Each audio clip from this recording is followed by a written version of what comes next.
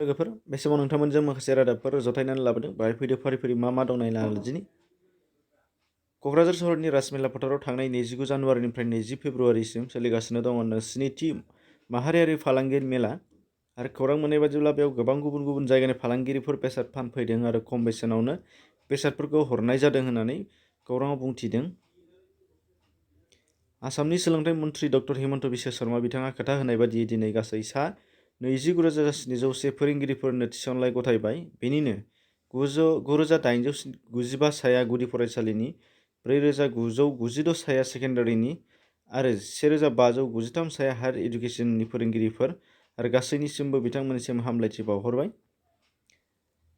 बेनिफ्राय दङ नोंथाङा अमा फिसिनो नागिरदों नामा एबा गोदान मुगानि अमा फिसिनो नामा? अब्ला फै मिथिना लादिनि बाक्सा जिल्लानि बागानपारा अदला गामिनि समिन सौरगयारिनि बिथाङा जाफुंसार जादों अमा फिनानै। गासै बिथाङा हेम्पशायर, बिनिफ्राय यर्कशायर, बिनिफ्राय F1 बायदि जाथोनि अमा फिसियो बिथाङा।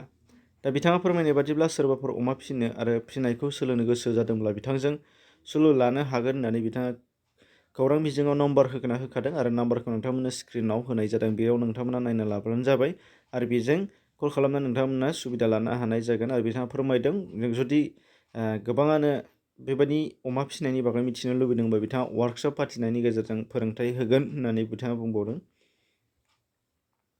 बाक्सा जिल्लानि तामुलपुर कुमारिखाथियाव आसु अदेबानि ASSU, बेनिफ्राय AASAA आरो गुबुन गुबुन आदिबासि आफादफोरा ट्राइबेल आरो फाट्टा मोननांगौनि थाखाय बिजेपि सोरखारखौ सोंखारिदों आरो बिसायख'थिनि समावल' खोथा होना मावफुङैखाय बे खेबाव बिजेपिनो हेफाजाब होआ होननानैबो बुंथिना होदों।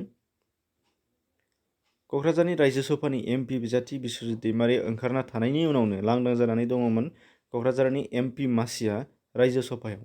बेखायनो फैगौ 1 मार्चआव जागोनदों बाइ इलेक्सन।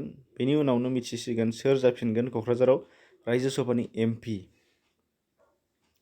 फैगौ 6 फेब्रुवारि खालि आसामाव फैगोनदों मिरुनि रांखान्थि मन्थ्रि निर्मला सीतारमण बिथाङा आरो खौरां मोननाय बादिब्ला बिथाङा खानाफारानि मोनसे मेलाव बाहागो लाफैगोन।